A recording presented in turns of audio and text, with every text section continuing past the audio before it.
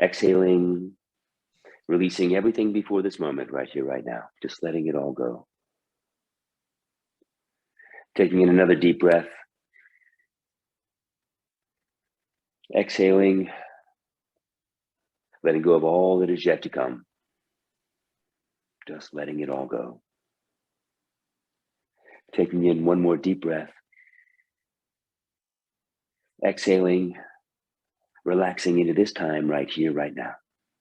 This perfect now moment.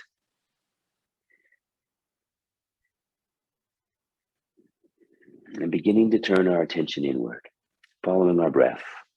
In through the nose, down the throat, through the lungs, to a space just below the heart, just behind the solar plexus. Resting our mind in this inner space.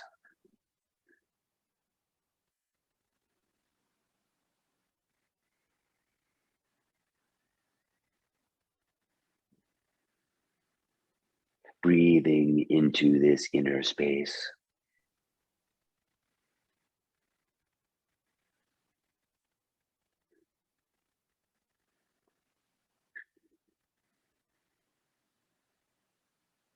As we rest in this stillness,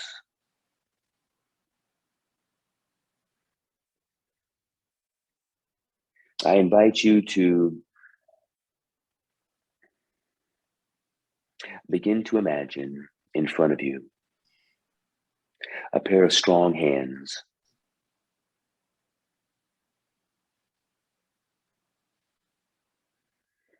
Two larger than life hands that are right within reach.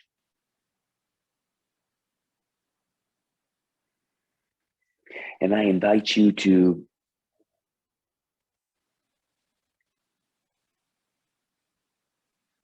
take any thoughts that arise, any challenging feelings, any unresolved issues,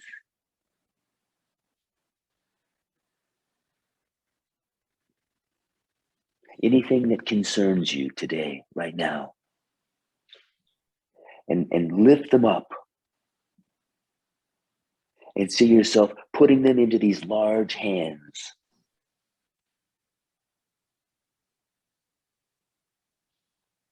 Continuing as any negative energy, as any patterns of resistance, fears, uncertainties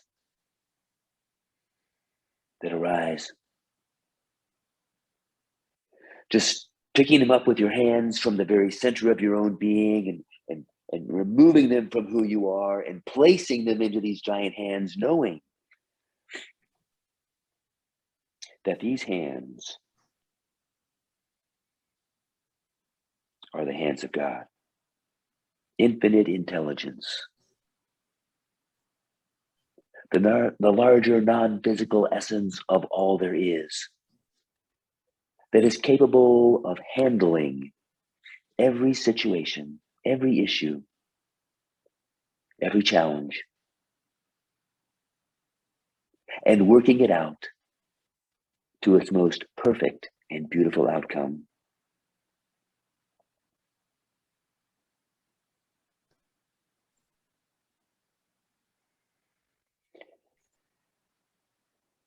Now feel yourself relax and lighten up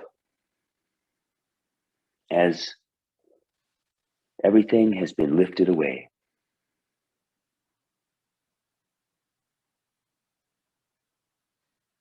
Taking a nice deep breath.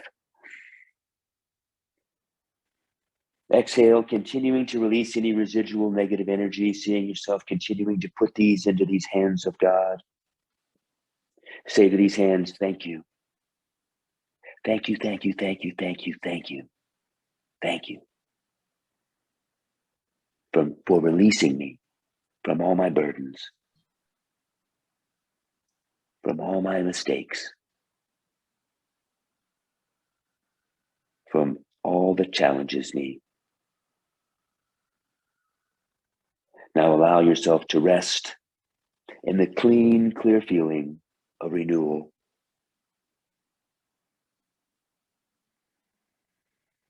Breathing in the stillness.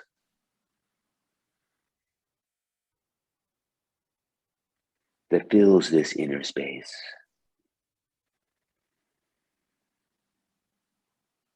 For this is the birthplace of new beginnings. And so it is.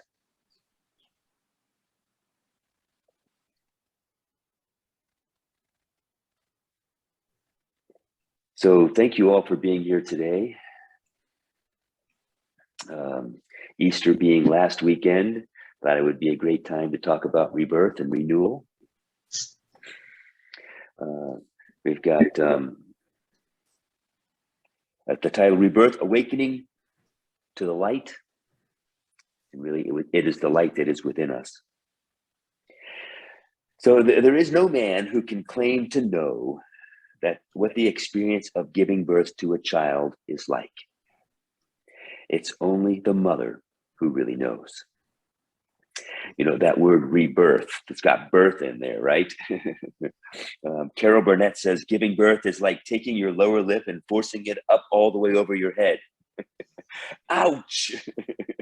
That's all I can say. I'm going to leave it right there. Ouch. I can't even imagine anything that's beyond that. However, in kind of looking at this, Cheryl Feldman says, there is a power that comes to women when they give birth. They don't ask for it. It simply invades them, accumulates like clouds on the horizon, and passes through them, carrying the child with it. She's the author of a book, A Midwife's Story. She says, the process of birth is like a force of nature that empowers you with the strength you need to make it through. Marie Curie says, nothing in life is to be feared. It is only to be understood. So, yeah, that idea of rebirth can be rather scary. First of all, there seems to be a lot of pain, right, involved. Although, really, the pain is what leads up to the rebirth process. So we have a lot of examples of rebirth. In nature, we've got the caterpillar to the butterfly, which is my absolute favorite story. I love butterflies. Some of you know that. There was a wonderful Disney special I watched yesterday on the monarch butterfly and the life of the monarch, and it was just absolutely adorable. Of course, it's a Disney, so of course it's meant to be really adorable, but just to follow that process of the butterfly from a caterpillar to becoming this most incredible creature that makes this huge journey from the Southwest, the desert Southwest, all the way down into Mexico, and then flies all the way back to the same valley again to lay eggs. Tadpoles turn to frogs. It's a form of rebirth. Snakes, they shed their skin, right? Perennial flowers that grow up each year have a form of rebirth, right? There's a rebirth that happens in all 4 seasons as they change. There's a rebirth that happens as day becomes night, becomes day again. Forest fires are an example of rebirth, right? Something that rages through and destroys. What appears to destroy actually creates a beautiful place for the birth of a new creation that would have never occurred had the fire never happened to begin with. Floods, tornadoes, hurricanes, all examples of opportunities in nature for a rebirth, right? Reverend David Lau had a wonderful story that he shared with us one time that he and his family had gone to dinner, and he had his children with him, his wife at the time, and I think it was a Friday night. They went out to dinner and had a wonderful meal. We're feeling great, and we're driving home. only to see that there were a bunch of fire trucks on their street. And they were like, wow, this is exciting, right? And they drive and they drive. As they get closer, they realize it was their own house. That while they were gone to dinner, their entire house had burnt to the ground. There was nothing left. Nothing at all. It had all been destroyed. If not by the fire, it was destroyed by the water. So everything they had was gone. And of course, it was a whole range of emotions came across them, right? First, a little terrified, a little horrific, scared, fearful, and then sad. But David said that the ultimate experience was one of total freedom. Everything that they had, there's nothing they could do. It was gone, right? And they instantly moved forward. They instantly began to move towards, what do we get to buy next? Oh, we get to buy new clothes. We get to build a new house. We get to, get all of these new toys, and all this newness that this opportunity of rebirth provided. Totally unexpected, and yet a natural part of the world we live in. There are many stories of rebirth. There's the Noah's Ark story, which is, again, one of my favorites, because it is something that deals with kind of the fall of addiction. That song by Michael Gott, let me fall if I must fall. It is, the world that I once knew is crumbling. There is no turning back, right? And what I am falling from is all of the fear and the shame, right? And you too, the only way that you can come with me is to also fall away from all of the fear and the shame. The story of rebirth,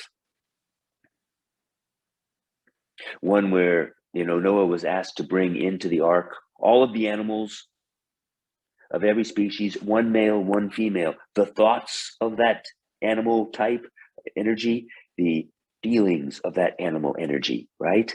The little bunny rabbits, the kitties, the dogs, the lions, the tigers, the cows, the sheep, the bears, the snakes, the spiders, the bats, all those that we love and those that we don't love so much, bringing them all in, right? All into this nurturing, safe space, which the ark represents, where we get a chance to become friends with all of them. Because why? Because we feed them, right? They can't live if we don't feed them. We got the food. We're feeding them every day. We begin to develop a relationship with our own thoughts and feelings that allow us to begin to become friendly with those parts of ourselves that scare us the most. And in this, a rebirth process takes place. In my own story, alcohol and drugs at one point, they weren't the problem, they were the solution, right? I was one of those guys who just didn't feel like I fit in anywhere. I was different. I was a cowboy. I raised horses as a kid. I grew up in Moon Township. People there didn't have horses. I felt really different. I felt out of place. I didn't feel accepted. I felt judged. But I had a social elixir, right? Alcohol, drugs. So they were the solution that worked until they stopped working. They worked in covering up the pain of my own self-talk, of rejection and condemnation. The coping skills that I learned as a small child to live within a dysfunctional environment were also a solution. Those coping skills were the stories that I told, the little white lies, right, that I told to get away with things, to manipulate, to kind of control, to win out over my siblings, over who got what, right? The lying, the cheating, the stealing, those were things that I learned in order to survive in an environment that had many challenges. And all of them worked until they stopped working, right? And when it all stopped working, I had to be willing to find a better way. And in order to find a better way, I had to stop doing everything I had been doing. But those were the coping skills that I used to survive. So it's a scary place. I have to give up all of the things that I used to cope with in life in order to find a new way.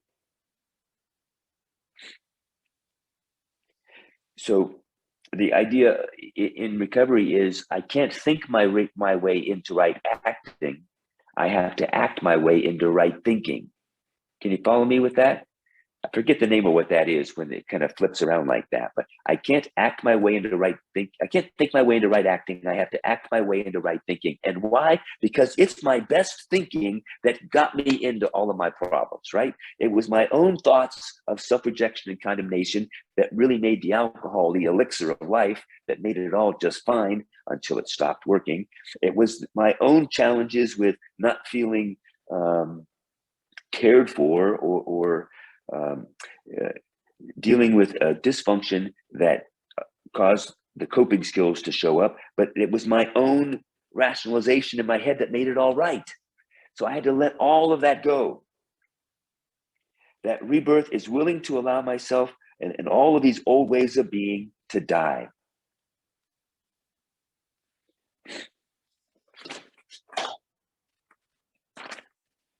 Isabel Portela says, death and rebirth is one of the most crucial parts of life. Without one, the other simply cannot exist. Isabel Eberhardt says, for every ruin, life springs again, and everything that dies is born again. Marianne Williamson says, you must learn a new way to think before you can master a new way to be. So how do we act our way into right thinking? Well, everybody probably, I don't have to tell anybody, meditation has been a huge part of my life, right? Well, first of all, I want to say religious science became a big part of my life because I found some people who believed what I felt I had believed all my life since I was a little kid.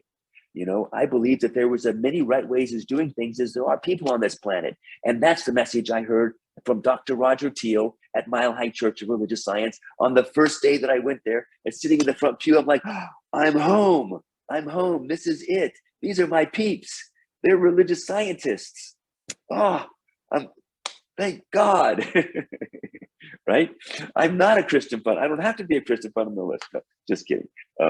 But everybody else can if they so choose, right? And what did I learn at religious science? Oh my gosh. I learned to begin to that it was okay to be different, that it was okay to be exactly who I am, that it was an inward journey. Life is an inward journey. And that when I begin to work with the realm of my own thoughts, feelings, and beliefs, I begin to change my perspective of life. I begin to change my relationship with myself. And as I begin to change and work with changing my relationship with myself, my relationship with everyone outside of me begins to change. But in order to do that, I have to be willing to let go, surrender all of it, fall away from all the fear and the shame, fall away from all the judgment and the condemnation. How do we begin to do that? To me, at a very young age, and again in 2009, I began to practice a meditation, which is about learning to work with my mind the way a potter would work with clay. Being able to place my attention, my mental attention, on a simple object, be it a mantra, the word love, or be it the breath. Something simple that's easy to put my mind on, and learn to rest my mind on the mantra, on the breath, on the object. When thoughts arise, I just simply say, not thinking right now. I'm meditating. Got to go back to my breath, right? Or go back to my mantra. Not judging the thoughts, just simply bringing myself back. The same way that a parent would reach their arm out. The perfect parent now, a divine parent, would reach their arm out and pull a child up out of the street and return them to the sidewalk. The child cannot resist the arm. The arm is going to move them back to the safety. But the child's, screaming and yelling, no, let me go, I want to go back in the street. And that's the thoughts, that's the mind, that's the monkey mind. It is the obsessive compulsive thinking that just continues to run, right? But the energy that goes with the arm, with bringing ourselves back to our breath, is we learn to be uplifting. Hey, it's okay, come on, it's okay. Back to the breath, back to the breath. And in so doing, we begin to develop a relationship with ourselves that is filled with kindness and friendliness to all the craziness in our own head and our own heart, all the craziness in our feelings that tends to just erupt out of nowhere. We learn to begin to say, it's okay, come on, this way. There's a solution, and the solution is in the stillness, in the quiet, in tuning into this inner space that can be filled with this energy of renewal, this energy of refreshing life that naturally flows from the very center of who we are outward into every area of our lives, into our relationships with ourselves and our relationships with everything and everyone in our world. And it starts with being willing to let go, and to practice doing it. I say I give myself a 15 or 20-minute vacation from thinking, right? And if the little kid inside of me wants to stop me from my vacation, I just simply say, hey, not right now. Leave me alone. Come on, back to my breath. Back to my breath I go, right? But and that discipline allows me that when things come up and go, trust me, this helps when I'm flying an airplane too, because there's all sorts of times where stuff starts arising and I'm like, oh, no, we're not going there. There's a solution to this and I'm willing to look for it. And I find it because I'm solution oriented, right? We say attitude is everything. I can be stuck in the problem or I can move towards a solution. Meditation, prayer, spiritual mind treatment, practices that all begin to move us instantly towards a solution, available to us anywhere we are, at any time, at any point in space. Our very breath, our imagination, our ability to see beyond what is. Wow, I'm like this little kid inside. I have this vibrant imagination that's always able to say, and another good thing I say is no poop, no pony, right? I love horses, right? I'll always love horses. Something gets messy in front of me. I think, geez, I wonder what the gift is in this. There's a pearl in it if I'm willing to look for it. Spiritual rebirth is about developing that inner connection with that inner source that's always able to guide us towards a solution. Our darkness or resistance, our challenges, and our light, which is our connection to source, which is our oneness, which is our natural goodness. It is our joy. It is our well-being.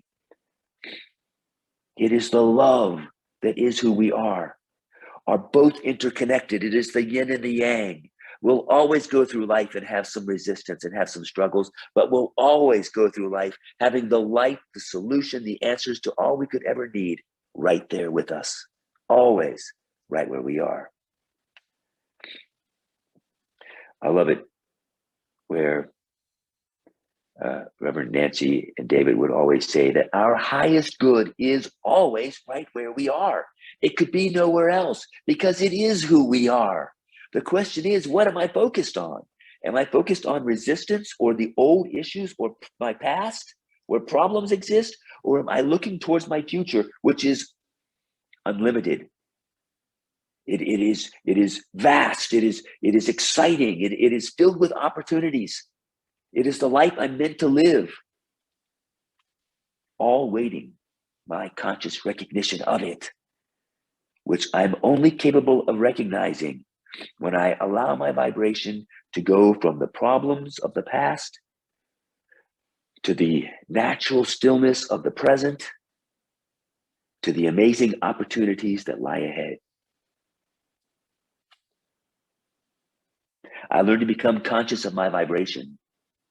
That when I'm thinking of thoughts that are not in alignment with my highest good, my vibration dips.